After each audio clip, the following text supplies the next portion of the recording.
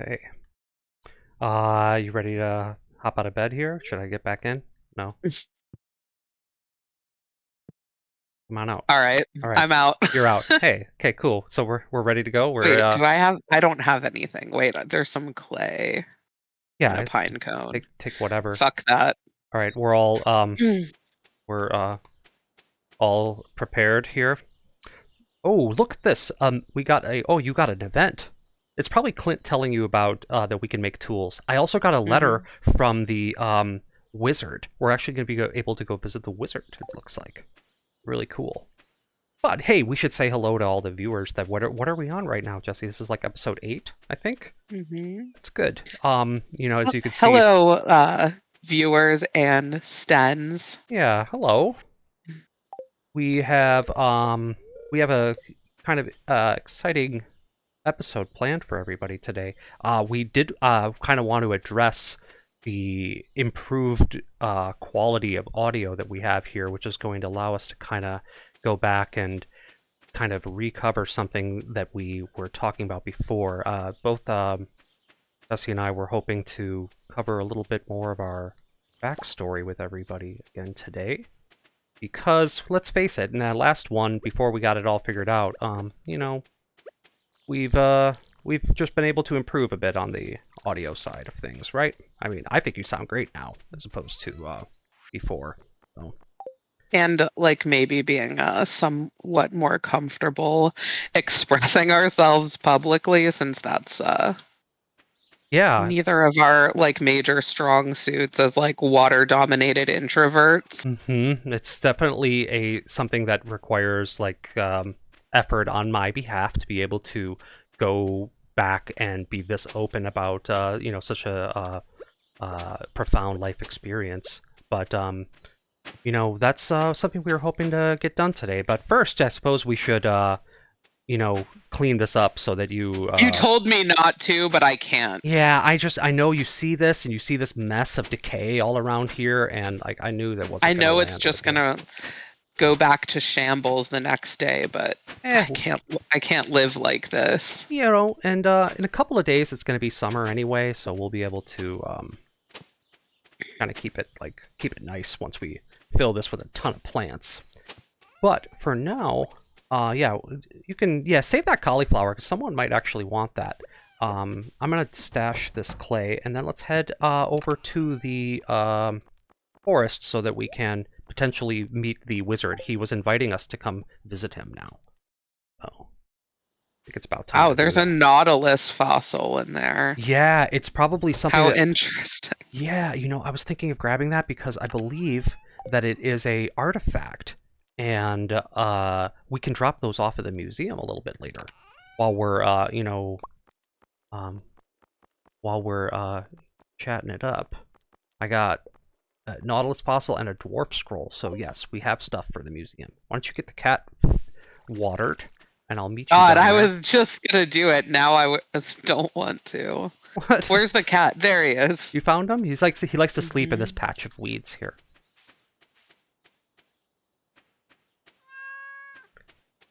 You look down here, there's a little mine where we can be getting like copper and stuff like that.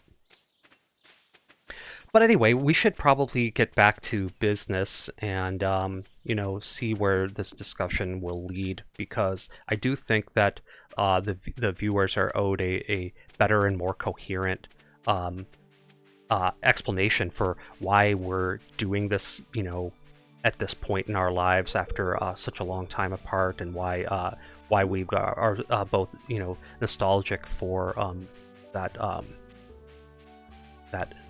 history, and I think, Jesse, you put it best when we were just sort of chatting about this before we got to recording, is that it would be very easy from an external standpoint to kind of hear our story and assume that, like, oh, that's just typical, like, teenagers that have have go to the football games on Friday nights and like go to the soda shop or what the fuck ever, like stereotypical like teenage relationships are. Exactly. That I never had. Yes, come back with me, and we're gonna head to to the wizard because I forgot we just passed by him, and it's so easy to read it that way. Whereas I think we want to make it clear that like we weren't quite like that. I mean, obviously we both went to different schools at different parts of the country, and had the opportunity to potentially go down that route, but we chose a different path. But now while we're talking to the wizard, it really doesn't matter what he says, but he's basically just going to introduce us here. That I guess wasn't going to work with me. I think it was something you said that resonated with me as well. It was like that I knew everybody in my class. When we went through all of that, there were only 250 or so people in my class, and when you hit that age and you desire to start to have a relationship and to connect with the other sex, it was like I just could tell it wasn't going to happen. It's like I felt like everybody around me was I don't know, superficial or just super focused on how things like that look to their friends. You know what I'm saying? Like it's like there's this theatrics to those kind of teenage relationships that it's like always about like about the ego and about how their little cult that they're with views that.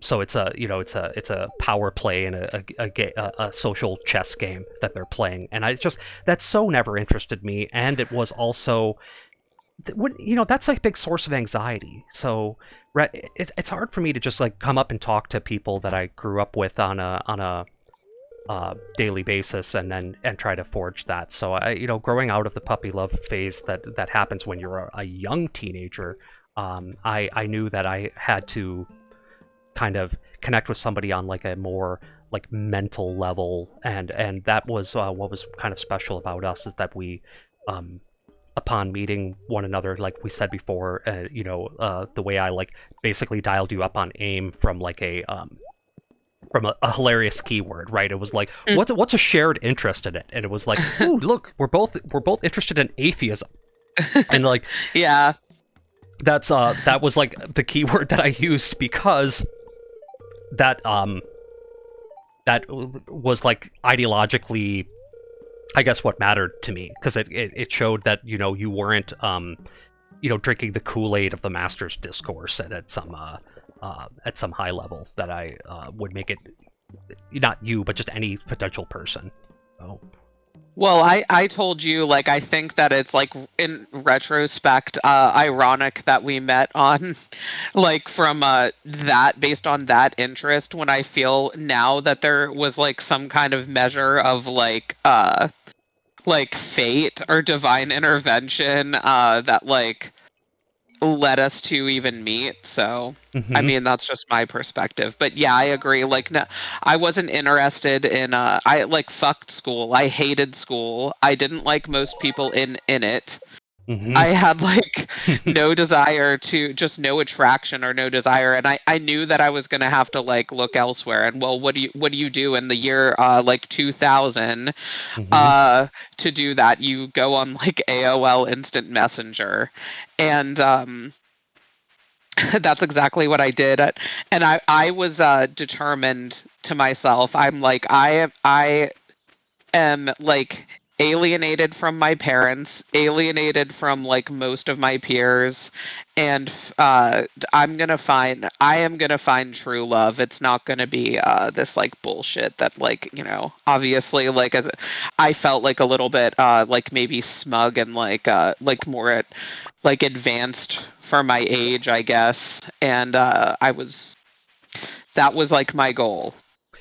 And rightfully so. I mean, you should be able to sense that there was a difference with you and the people around you, and why you had to go this other route. I mean, I was the exact same way. It's like I couldn't match the discursive position of the other people who are coming of age, and this was the only place to do that. But here's the difference here, and not really a difference. This is kind of an interesting thing that maybe people wouldn't relate to as much. But like it was harder to forge connections with people online than it maybe was in today's day, because way harder. Like that yeah. was a shot in the fucking dark, like one in a billion. Like seriously. But you know, I did forge like a couple other really good friendships online, but like nothing to that extent really.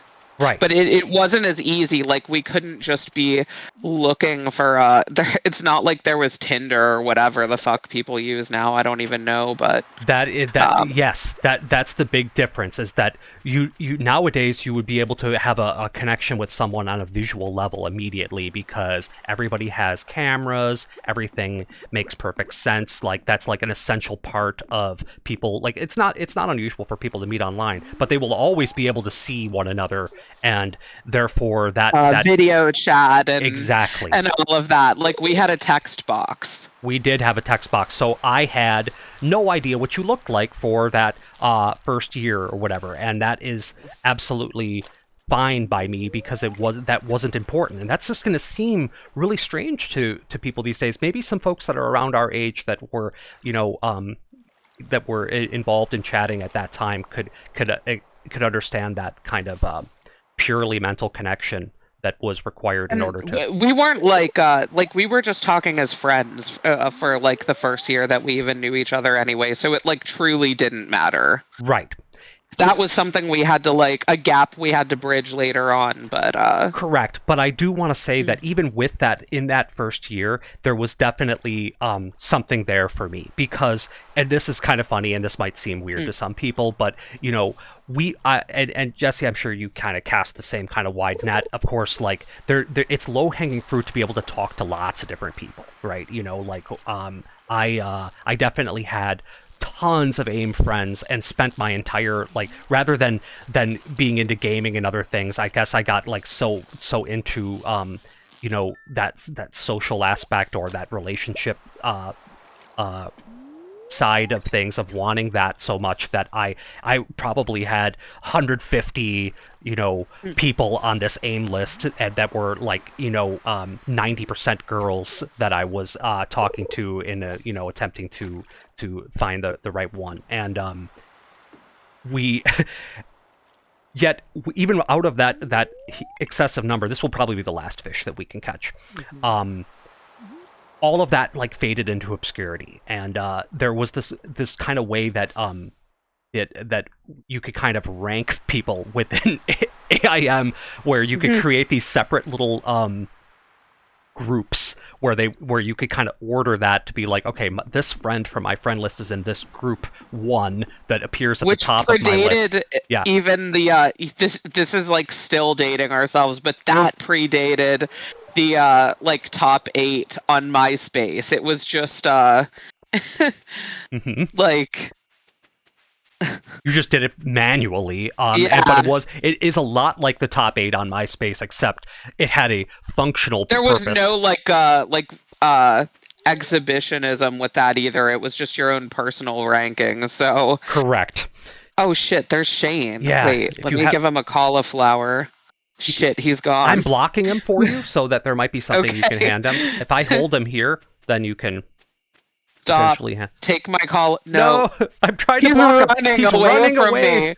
Oh my god, Shade. Oh, he liked the cauliflower, but he's still fucking running. Well, you need to run now, because you have a half hour before we pass out on the road. If you can get into here, then we'll at least be falling asleep in our we always crash we never make it back to bed, so typical. 10 minutes to go. Fuck. Oh, but if I get into my room with the cat... Oh, I didn't quite make it in. That's all right. I'm dying next to the scarecrow. we never make it to bed. We didn't make it. Whatever. We didn't spend our energy anyway, so it's totally fine. But, yeah, that whole forced ranking system was, like, kind of funny that we both had to use it. There was it's first day of summer, so now we're going to be able to actually go and buy a bunch of seeds this day. So at 9 o'clock, let's make sure we buy tons of seeds to get all of our crops planted. Let's see how fucked our... Oh my god. Every season, some new garbage is going to appear. So yeah, so much work we put into... Yeah, I know, it's so bad. That's fine. Just get rid of this trash, and We're gonna be. It's worse than I imagined. I know it's really awful, but hey, we have some time to get this fixed. So, basically. So you were at. God damn it! You were at the top of my list. Your like notification sound was a moo.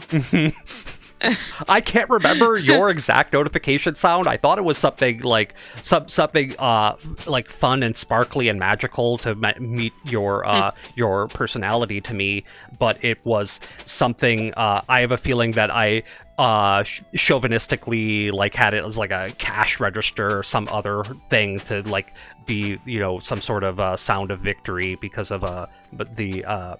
How excited I would be to talk to you. It might as well have been like a cash register, and so basically, very quickly, even though I had other. Oh, what is this? You got kicked out. Okay. I'm gonna pause the recording here. Okay, we're back. A hilarious technical difficulty that booted Jessi out of the game, but we're still in the middle of the first day of summer here. And I believe I was just telling the audience how I had like set your aim alert to a moo sound, which I'm sure was like super riveting information for everybody. But the point of that was just to say that we just like very much enjoyed just talking to each other online. And I was telling you earlier, like, I know you don't watch this, but there's like a show called Love is Blind, and I'm like, what we did was like the actual real version of that. Yeah. Just like developing a connection like sight unseen by just talking and sharing like our inner thoughts. And yes, and it's interesting that they've made a show out of that because that's so unusual today. That people would connect on that level, and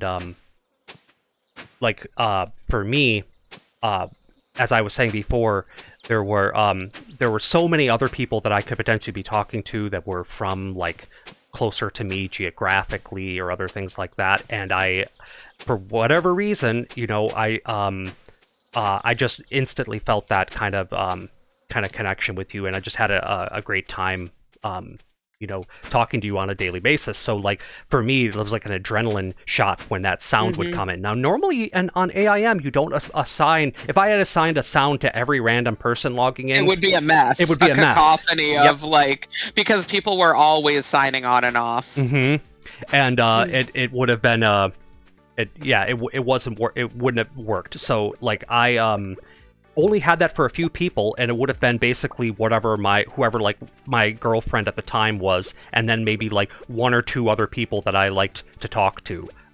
So that was it. So basically, we would come home from our school and other things like that, and I would just sit in anticipation for like the next time that you would log in, and it was just a huge part of my life. And of course, I don't know exactly. I don't care details of what we would like. I was telling you, I'm like, we would just talk about our day, but like we also had like like deep conversations for like a teenager, I think, and that's like exactly what I wanted and like couldn't really get from I mean, I had my friends at school, but like as far as trying to find a relationship like that, there was just no way. No, it is. It's just impossible to get like, I don't know, that kind of luck with people in the small sample size of your hometown. I feel like. And maybe somebody. But how much more impossible was it that just some random person that like instant messaged me would have? That's why I'm saying it's I don't know. It was weird. It happened like that. And what's even weirder is like I remember I told my friends like that year, I'm like, I'm gonna get a boyfriend with long hair. I know that's like stupid now to like say that, but I was like determined for some reason. And when I finally did get like a like Game Boy printer quality webcam picture of you whenever it came to that. Like you had long hair. Yeah. And I just thought you were like really cute. So it was I was like, wow, cuz we didn't know. No, we didn't know. You could have been gross like to me for all I knew. Yep, So that was like I know exactly what you're saying. We had to go out on a limb on that. There was no way to know what it was, and it didn't matter to me. You know, it didn't matter to me either. I remember actually telling myself like, well, I like this person, so whatever happens, I can like give it a go. Like it didn't really matter that much, but then it just ended up working out in that way. Yeah, I guess. I mean, I'd be lying to say that like as a teenager that was something that wouldn't have been on my mind at all. You know, because obviously, like having been so interested in you and having that kind of I don't know, that kind of attraction on a purely like mental and emotional level. I was just hoping that like that everything else would just sort of work out. That it would be that that you would look I don't know okay. That you would look okay, but I don't know, and at that point it didn't matter. It was like there's so much potential here that that it's worth the risk. And so like had it been that you turned out to be disfigured or morbidly obese or some other problem that made it hard to have that kind of a physical attraction with you, I still would have been like that. None of that really matters. We can maybe we can't be a romantic partner, but I would have still wanted to be your friend, like forever. Is how I felt about it. Like I really had so much fun talking to you on so many different levels that it wasn't that it would have been fine had that not been a thing. But then, and we're just kind of moving on with chronology, and this is going to sound even funnier, is that since Jessi already mentioned that there's the kind of Game Boy Color-esque terrible like 24p webcam photos, but before we even had that, we the cameras were internet cameras were so bad at the time.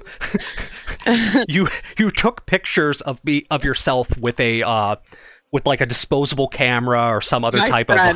Did like a photo shoot with my friend and fucking like mailed it. Yeah, I had to give you my address and be like, okay, let's see what each other look like. Why don't you send me pictures of you through the mail? It's just it sounds like a boomer style thing that you would have had to do for like a pen pal kind of position. And but let's just put it this way, that you prepared pictures for me, and then you did the first iteration of that, and you were like, I can't send these. This is too much. It's basically maybe inappropriate. We wouldn't want like my single mother to like fish through my mail, find that, and be like, who is this girl? Why is she dressed this way, or posing in this lurid, or not dressed in this enough, and posing in this type of way. So the voice of reason caught up with you and said like, okay, that we can't do that. So you must have either purged that and started over in a more safe for work style thing. And I don't know. Now I'm like just pacing around because I probably like almost dead, so we're gonna have to forage or go to bed. We're basically going to bed early. We're just gonna hang around here. Let's go to the bar, or do we not have time? Because I don't want to like pass out again. Let's go foraging a little bit over here. Okay. And I'm just like pacing around because like this topic brings me back a little bit. Cut to the chase. What did you think? What I thought was, oh my god, I can't believe how she actually looks. Like I was not at all prepared for that, because I didn't think that the fortunes or fate would put together something that would put me in a position where I would be able to meet someone who, I don't know, checked every single box at such a high level. So what did I think was I was smitten, of course, from your very first pictures to me, and it was like, how could the stars be aligned in such a way, and which just cemented the importance to be fully engaged in this, and to not to take those other 150 people that I had been chatting with, and to cast it aside and say that I have discovered who I want to be with. But wait, you had a girlfriend. Oh yeah, but exactly. But hold on though. If we're gonna play with the chronology here, that I believe you sent me all of that later, so it would have been like 2001 or so, because that first year we before I ever saw you, we were just like really close friends online that would chat all the time. Let's go to bed. Yeah, we did nothing there. There was looking for some forage. It's summer. Who the hell knows what's growing on around here? And we don't have time to go in the mine. So, who the fuck can differentiate what's even foraging or background in this game anyway? People who have a lot of experience playing can eventually figure that out, but it doesn't hurt to just walk around. It's like, I mean, we're just shooting the shit, so if we find some forage, we find it. There's also worms in the ground, which is stuff, so we go ahead and hit that. Ooh, Warp Totem Mountains. That might be something that we can use to teleport around later. Terrific. All right, but let's hop in bed. Top in our respective beds, I should say. Yeah, there you go. I still have tons of more money to get more seeds. The cat's in my bed. Oh my god, that's cute. Oh, wow, he likes you. Oh, Graham. Our cat, I should specify. Yeah.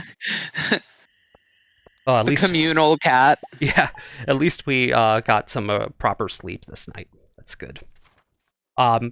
Because as people are listening to this, while our Stardew characters are able to get proper sleep, our real life characters at the time did not always get proper sleep with this. I think we spent an excessive amount of time in communication, and would have to go to school in the next day after, it was a nightmare. Yeah. Imagine being up on the phone or on AIM until 4 or 5 in the morning, and then having to fucking go to school. Mm-hmm. And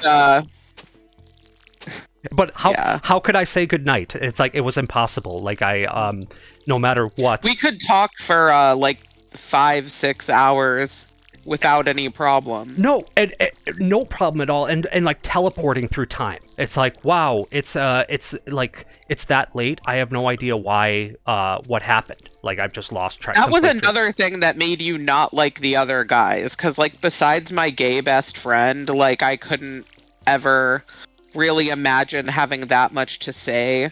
Mm-hmm. Or a guy that would even be willing or able to maintain that kind of conversation. Well, part of that is that the other has to take an active interest in that. You know what I mean? You can tell when you're boring someone with a bunch of mundane details about something that doesn't interest them. Yet everything you shared with me I found interesting. I never zoned out or anything. I just wanted to know more and more about you, and therefore we could just, like I said, teleport through time, and it was and this was a thing that would happen even before we were, in a formal relationship. I'm pretty sure even that summer of 2000 would have been a time that we were stuck in these types of long-winded, sleep-depriving conversations.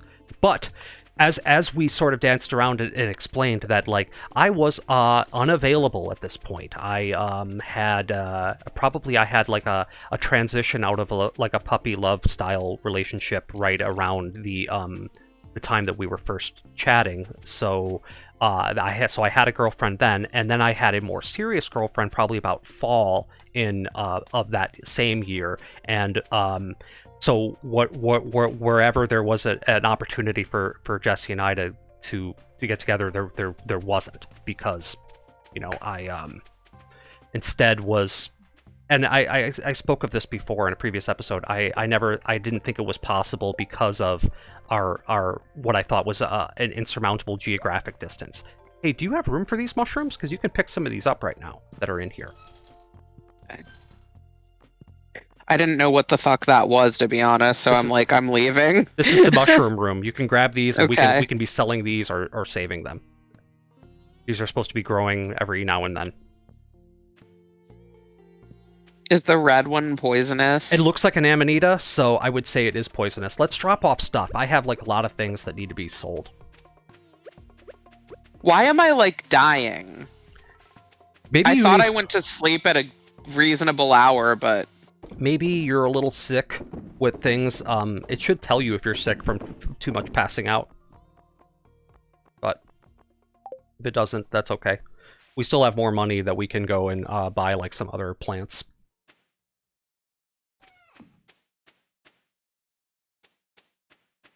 So yeah, that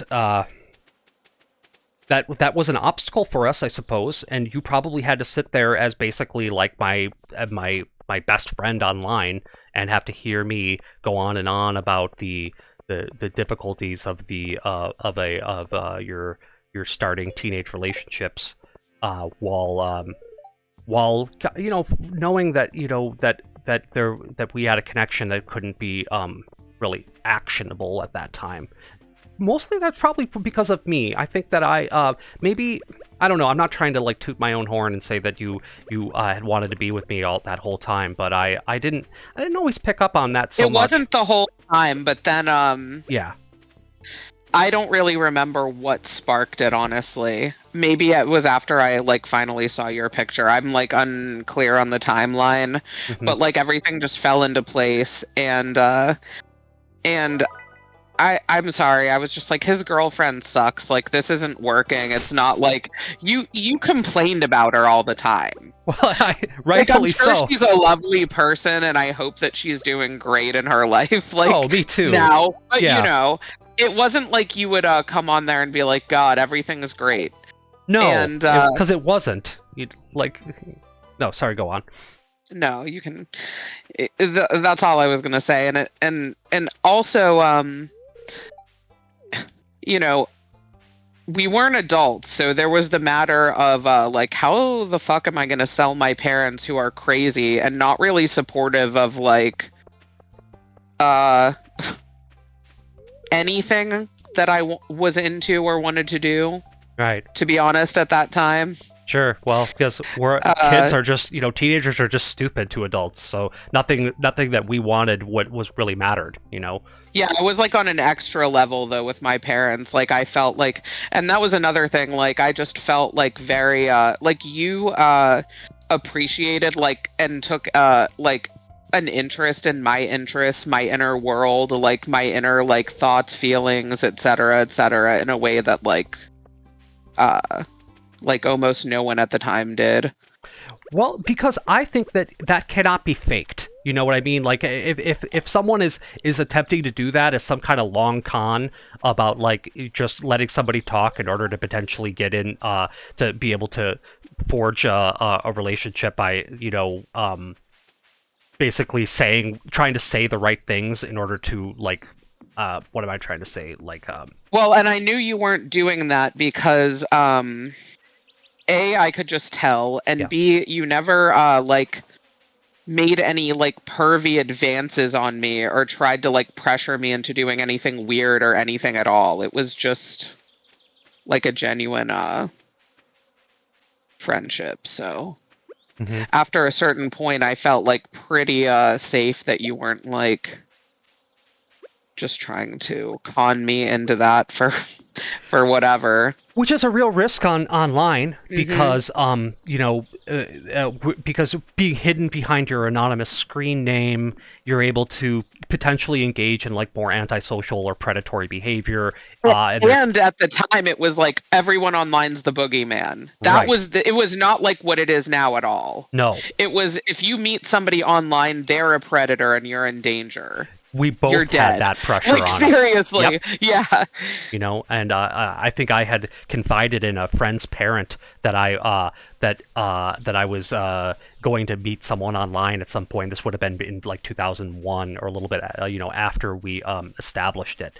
And I was lambasted with the entire, like, you can't do that because, of course, they're like watching like some sort of Dateline NBC special that involves, basically that I end up in some sort of human trafficking kind of like, And capture. you were the guy. So on my end, I was even more like, how am I gonna sell this? Like, what angle can I take? And like we discussed this on the other, like, I guess, failed episode. Yeah.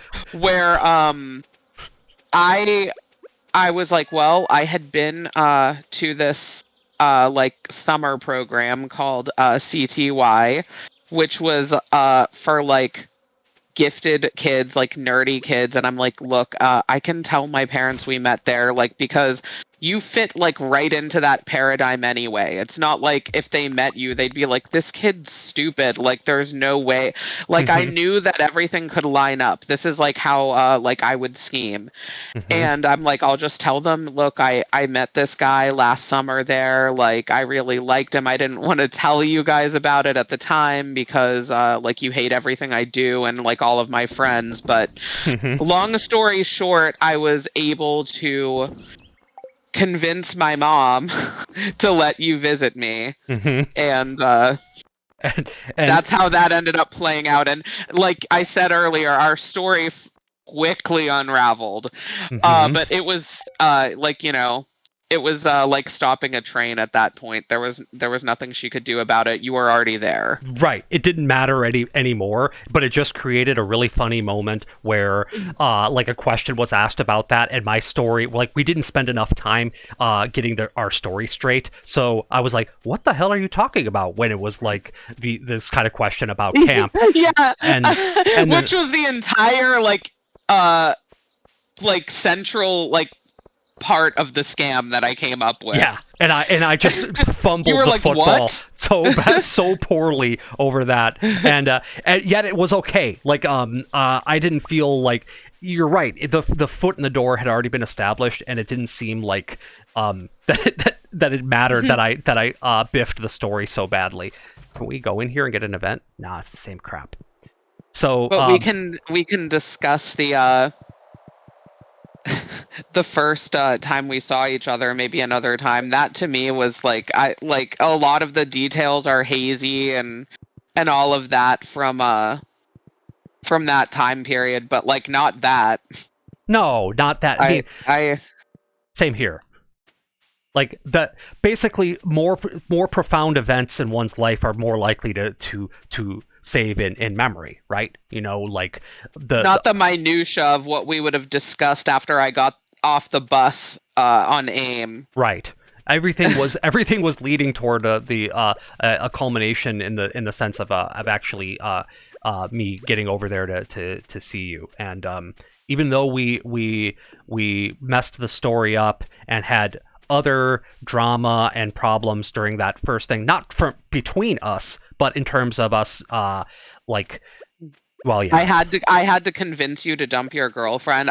In my mind, I did, but I don't know. I don't even know if that's how it played out in reality.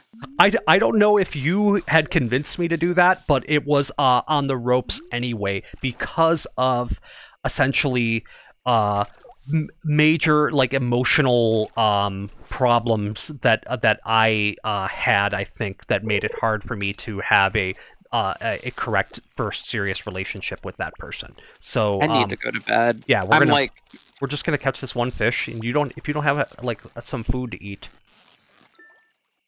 then we can just go. You can also eat that raw fish, or let's just go to bed. I'm just gonna chase you back. You're getting ahead of me, though. You know how to get to bed at this point. You don't even have to wait for me anymore. You're starting to learn all of these things. Yeah, I don't know that you convinced me to, like, I don't want to dox this person and say her name. I know that I like told you had to just like get rid of her, but I don't remember if like my pleas were what actually like finally caused it to happen. I don't know that you would have been the final cause, because finally, in the middle of all of our of the drama that had been going on with there, I think I pushed really hard to some point that was like a point of no return, where basically like she, like, I think one day, like, changed her phone number, and that was basically like, wow. yeah. So I think that sort of made me kind of realize that, like, oh yeah, it's like I'm possibly repeating like codependent mistakes of like my parents and other people of that kind of excessive possessiveness and all the propagandic and points. That even further drove us together, because, like, not to get too into specifics, but both of us had issues with our parents and things that made us. I was seeking basically like family and relationships outside of my actual family, because I just felt so like othered and like just like unacknowledged and like neglected to a point in my own home life. Yeah, I could see that. I think that was a big part of why you needed to reach out away from your family. Like, mine was a little different, more like while I wasn't like a directly abused child, I suppose in a way I would have been, because I grew up in a home of domestic violence, for example, and domestic violence, alcoholism were big issues that I had to deal with. So I never got really close to my family, because they my memories of my family are negative. They were, it wasn't a source of enjoyment for me. They were people that I was forced to live with against my will, you know. So there was always this longing to get away and escape, and my connection with you was really heavy along those lines. Like, we once we get to the point where we were, you know, an item in a year after we had met, it was or not met, but a year after we had first started talking online, it was a really common theme about how we were going to basically escape from like, our lives. Literally, yeah. We would scheme about that all the time. Mm-hmm. And it was like one of the only things that like brought me a measure of like solace, really. Same. But you know, our cover story, once I got there, melted. Well, we might as well talk about like like when we first like really got to see each other. Sure. And what that was like, because you can imagine, you know, we've seen some grainy photos and like talked on the phone, talked on AIM, but like it's a whole different ball game to actually like see that person and spend time IRL, as they would say. Yeah, and there's a bunch of built up tension, a bunch of built up inflated importance of this and fantasizing, and we were like very anxious children that would like and I didn't know like how to handle that, so it was like there was a lot of like weird build up and everything, but none of that really mattered once it came down to it. No, absolutely not. And because all of that anxiety and everything like that melted away within the first time that we met. And you sort of describe it that you see, I had I guess I traveled via plane, would have been the first way to get there. And so without getting too into the geography of it, a several hour plane ride a few states away, and I had an idea of what you looked like from some of the pictures that you had shared with me, but not at a I wouldn't have been able to just like spot you immediately in the crowd. But I think I did notice you right away, and you but of course I'm too shy to say anything. So I think you saw me there just gnawing on my fingernails, biting your nervous nails nails, with my with your giant backpack. backpack. Yeah, Yeah. everything stored in one big backpack, like excessively huge. And I think you eventually approached me, and I approached you right away once I spotted you. oh, okay, all right. Then I must have maybe I I didn't saw you a little hesitate. bit. I hesitated then. I saw you a little bit beforehand, but of course And I was like nervous because I'm like, oh my god, like what if I don't even like you had long hair, so I'm like, okay, this guy's gonna have long hair at least, like I'll know that. But I'm like, shit, my mom thinks I like know this guy, like, and I didn't. Yeah. So I had all kinds of issues going on and running through like all of these like disaster scenarios in my mind, and I had just pulled a huge con on my mom at a very like like precarious age. It was like not precarious, but it's like, dude, like I had I didn't know what I was doing. So any number of things could have gone way wrong. But it didn't. Like I saw you and I like immediately knew it was you. So yeah. And I feel like we likely embraced or something in that first. I came up and I hugged you, and we were both like shaking. Yes, I really hard. I would have been convulsing in nervousness on there, and or at least had some kind of grin slapped like plastered on me that I would be trying to be fighting against. You just looked so nervous when I first saw you that I'm like, I'm gonna have to go up and I'm just gonna have to give him a hug, even though I'm nervous, because it felt like our nerves were like not quite matched. So sure. I took like the first step, and like you like instantly seemed to feel better.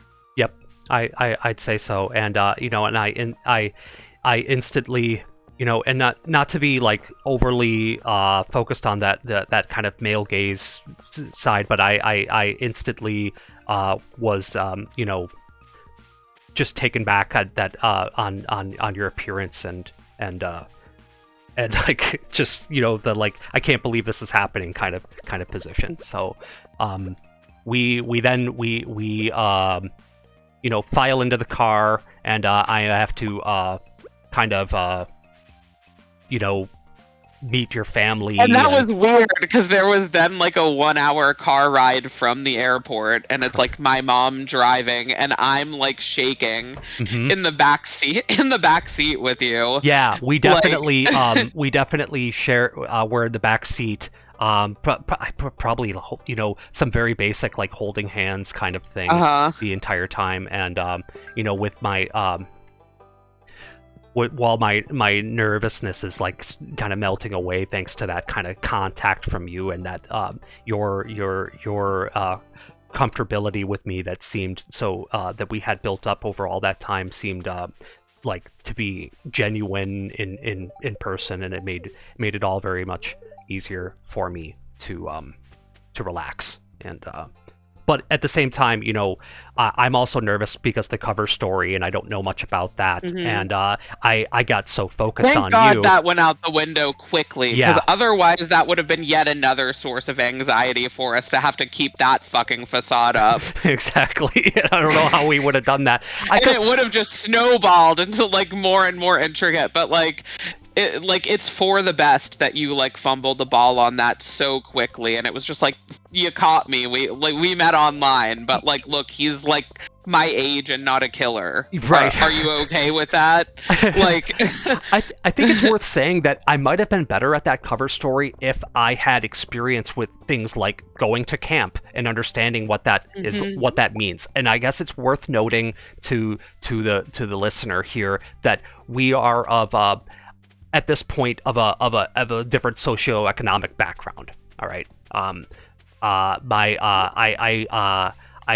While I was born into a family that had a decent amount of like upper middle class wealth, my family had broken up during all the violence and other breakdown. So I had just had a single mother at that point. With a very low income, and there would have never been any kind of money to send me to such a camp. There were a lot of things I couldn't do on the very like basic like minimum wage style jobs that she had done to kind of support me and my sister at the time. So if I had more experience with some of that, I might have been able to hold it a little bit better. But you know, that your kind of family's economic position is one of the reasons why we were able to get together, because it's not like my mother would have been able to afford a plane ticket for me. So it is worth saying that to a thank you to everyone else who spent the money to allow us to get together like that at a young age.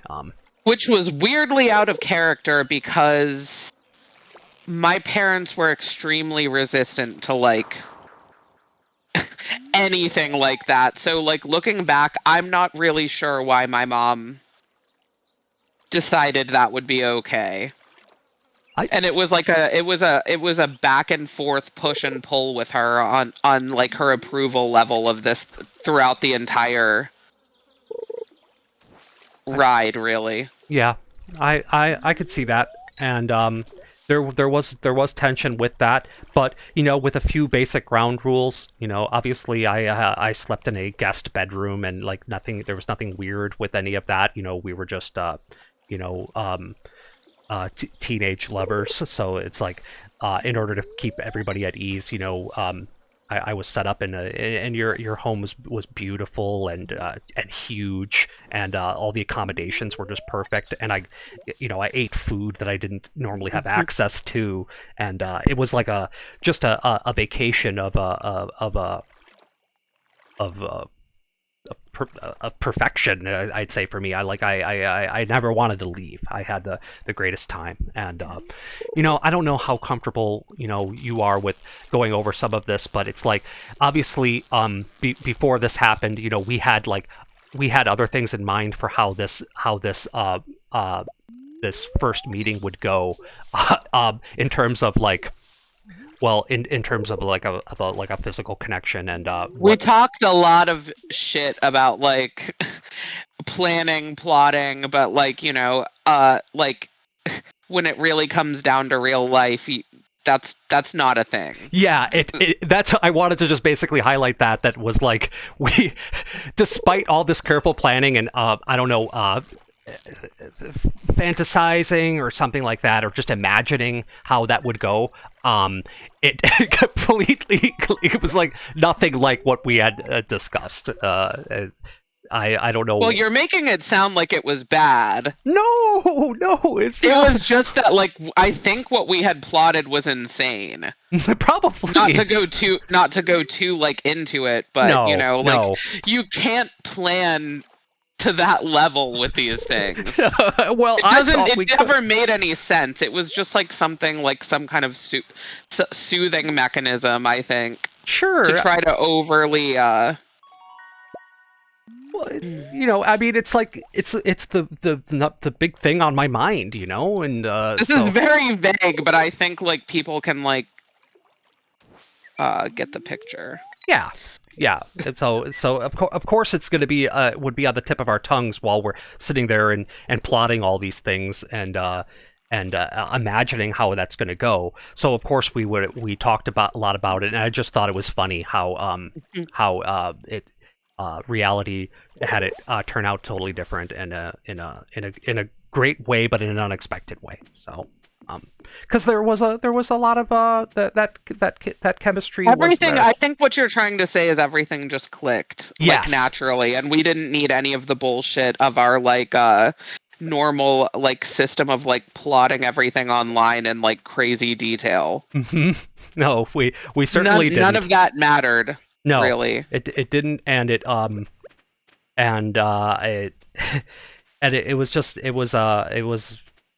it was excellent. Everything about that was, it burned into memory for me. And like, think about how like weird and awkward that whole thing could have been. Like, honestly, it could have been like a disaster, a mess. Mm-hmm. And it wasn't. I just like immediately felt like comfortable with you. So.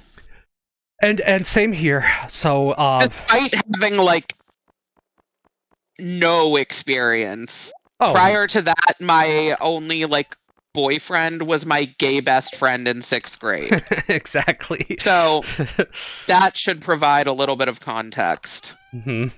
And like I said, like the big news was like we almost kissed in the theater. Yeah. So to go from that to but didn't. Yeah, to go from that to like a more serious relationship, and it was a real I guess even it was an honor to be able to be there with you for your first time learning the how to express one's deep affection for someone in a physical way like that. And I say it as an honor. Just the way you worded that is funny, but yeah, I agree. Like, I think a lot of people have regrets, or they cringe. They look back on that, and it's like embarrassing, or like even traumatic, or whatever. But like, I was fortunate enough that that was like absolutely not the case. So right, everybody says that it's not supposed to work correctly, that everything's supposed to go wrong, and I well, fortunately or unfortunately, already got to experience like that not working.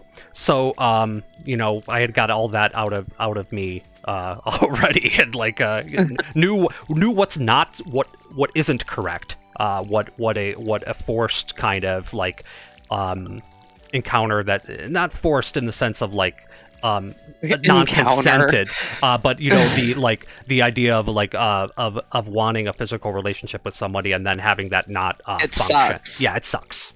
Yeah. So not an issue with us, and this is with everything being put together from that, the essentially it's like a complete package. So sitting there, we playing video games with you, listening to music, and everything was like I don't know, it was just a purely because like we also had like a best friend style relationship that just so happened to also be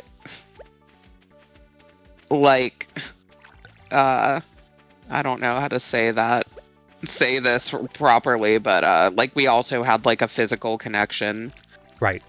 That's the only way to word it. And like that was all, I believe, like happened because it's not like, oh, there's like a cute boy in my class, like let's go to like the mall on Friday. It was like we had to spend so many untold hours just like exploring each other's psyches over text box. Yep. So yeah, there was like definitely a foundation there prior to any of that shit going down. Totally. And I think it's that I wouldn't have wanted it any other way. Like it was by having that with you first, it made everything else so much easier for me. And I don't think there was a way for me to do the traditional route, like you're saying, of meeting somebody in IRL in my hometown. So glad that I got to skip that side of it. And what I wanted to say is, like, it's in the information age, that wide net of meeting so many different people and talking to so many, it opened up our world, right? Like we needed a big world to meet the right kind of person. That you're not going to get but that. Still, like, it was such a just an act of like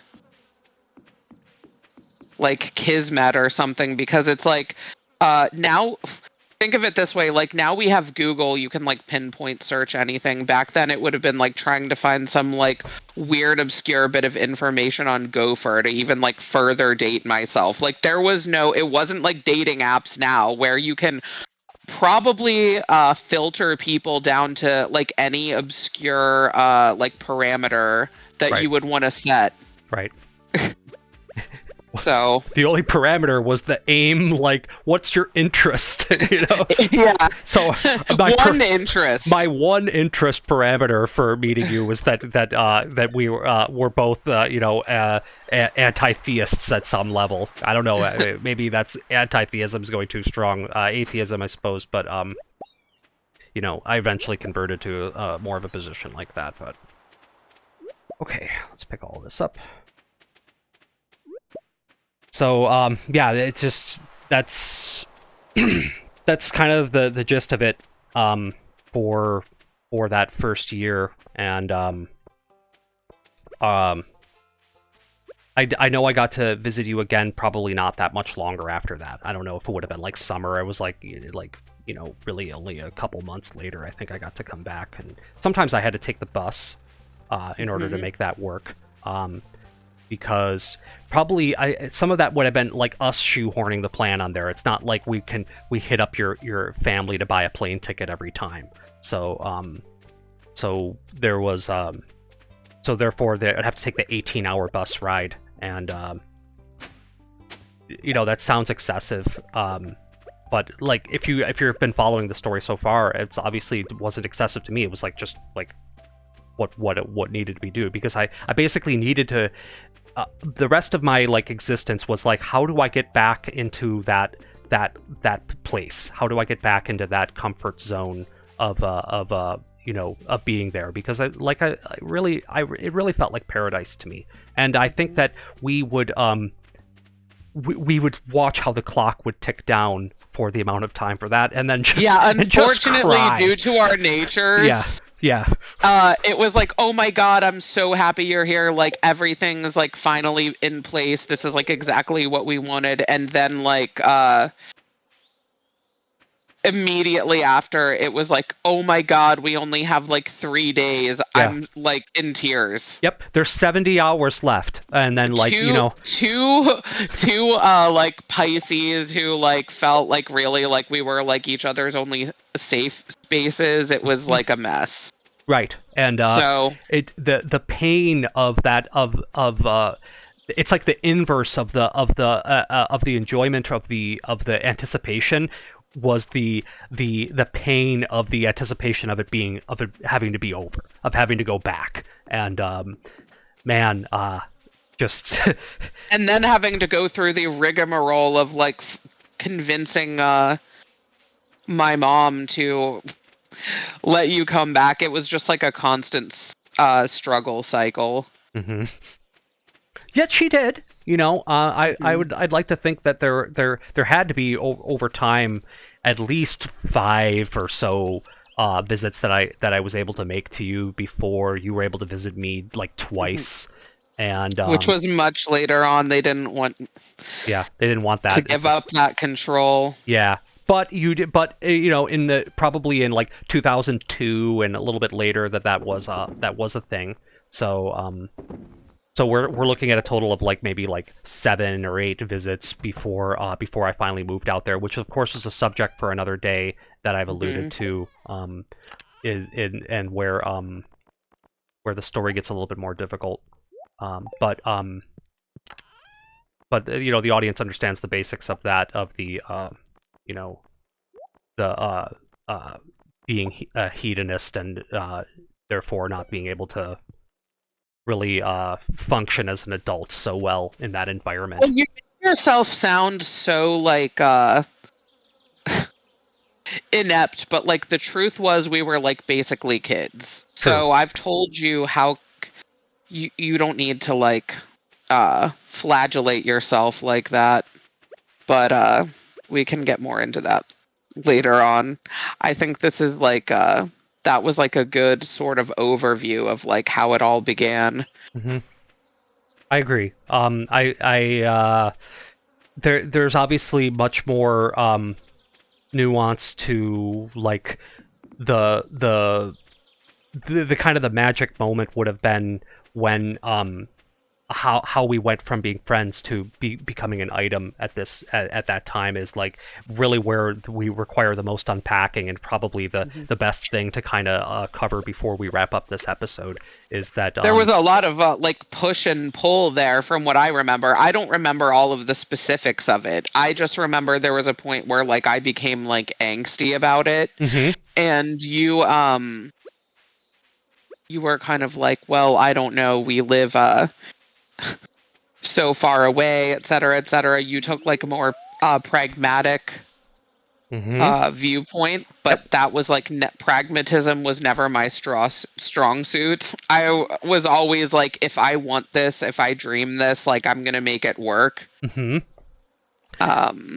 that pragmatism is why I didn't give it the correct amount of thought that it needed at the time, as I was transitioning away from the early serious relationships that I had been in as a teenager at that time. And you basically, while I think essentially consoling me as going out from that kind of transition, you basically posed it as a like, you kind of surprised me, like it posed it as like a question of like, what if I feel this way? How do you feel about that? Like, what if I were to tell you? Like, you posed it to me like as a question, and I'm like, I don't know what to say to that, because I didn't think that was a thing, kind of thing. I guess I was probably a little bit resistant at first from it. You actually were the one that you didn't pick up any vibe. No, I mean, I picked up vibe, of course, but I just didn't think that was. I guess I didn't think it was realistic, so I didn't want to pursue that in that way. Maybe I was more. Maybe I was so selfish that I was like, oh, I require like a to be able to physically see somebody regularly. So why would I want to pursue this with her right now when it seems impossible, But you somehow melted away my resistance in that in that conversation, and there was an emotion in your voice. I wish I could recall the exact specifics of what you said, but you essentially you laid it all on the line. You played all your cards, and I was like, that's it. I agree, and I'd rather do this with you, even with the distance, and then the rest was kind of history. And then I think it wasn't like asking someone out. We had to like make a conscious, like almost like adult decision. Like we like pretty much like regarded ourselves as adults. Right. Like maybe that was hubris. It probably was, but I just felt very like on my own, I guess. So I was like, I have my own like inner life, even if it's like unacknowledged by my parents, and I'm gonna try to like bridge the two worlds somehow. Yeah. But we had to make that decision and like talk things over. It wasn't just like I don't know. I'm single now, so like, why don't we like just go do that, because it doesn't matter. No, actually, believe Jessi, it would have been decided by a debate. Like, we had to argue. We kind of had to argue that point. We argued against ourselves too. And then after that, there was no reason to necessarily hold back in the content or subject of what we were talking about, and without going into too much detail about that, this will be the last fish, and then we'll head back. I'm